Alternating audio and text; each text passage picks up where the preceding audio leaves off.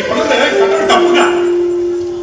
ஏய், சட்டத்தை பத்தி பேசுறதுக்கு நீ ஒரு சீனியர் வக்கீல் கிடையாது, ஜூனியர் வக்கீல் தான்.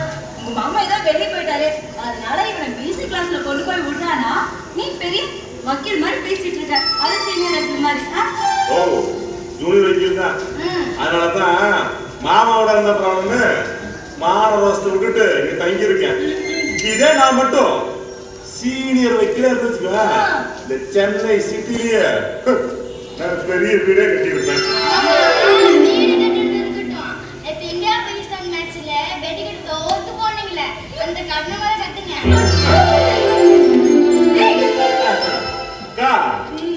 இவன் பேசுற பேச்சுக்கு இவன் மட்டும் வக்கீலா இருந்திருந்தா ஜட்ஜியே வித்திருப்பான். இதுக்கு மேல அம்மா கிட்ட மகன் பேசிச்சுக்க சீனியர் வக்கீல நான் தான் திட்டாகணும். நான் வரட்டா? உன்னை கடிச்சு இங்க போறாங்க.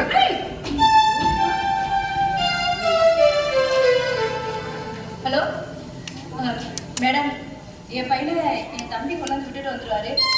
கிளாஸ் முடிஞ்சோடனே எனக்கு ஃபோன் பண்ணுங்க, நான் வந்து கூட்டிட்டு போயிடுறேன். Okay madam, thanks.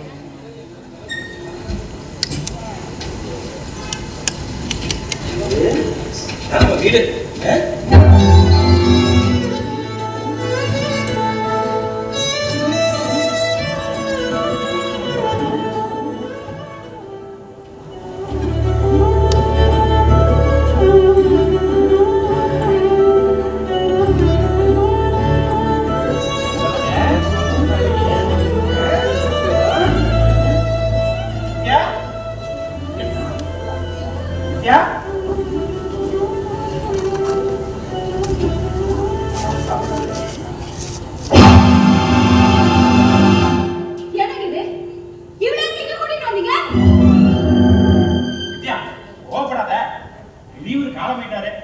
சின்னவர் அந்த இடத்த சேல் பண்ணிட்டு பாருங்க போய் செட்டில் ஆகிறாரு.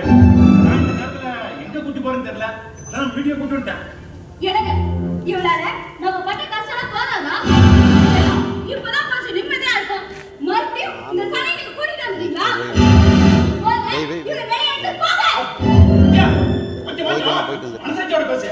இப்ப திடீர்னு எடுத்து போனா எங்க போறது? 10 நாள் நம்ம வீட்டுல இருக்கட்டும். நல்ல கோமா பாத்து சரியா? இங்க பாருங்க, 10 நாள் இருந்தா மாசம் கணக்கு இருந்தா எனக்கு, ஆனா அவளை பார்த்துட்டு ஒரு வேலைக்காரி வச்சுக்கோங்க. அது மட்டும் இல்ல, நம்ம இந்த அபார்ட்மெண்ட்ல கௌரவமா வாழ்ந்துட்டு இருக்கோம். இவளால இங்க இருக்கிறவங்களுக்கு ஏதாவது தொந்தரவு ஆனிச்சு, அப்ப நான் மனுஷியாவே இருக்க மாட்டேன். ஆமா, இப்ப கூட மனுஷியா இருக்கிற, அப்ப இருக்க மாட்டேன்.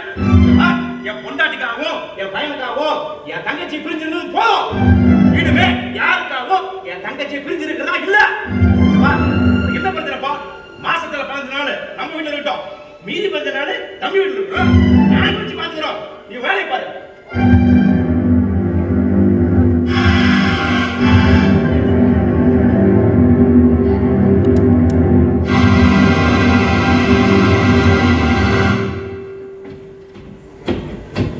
ஹலோ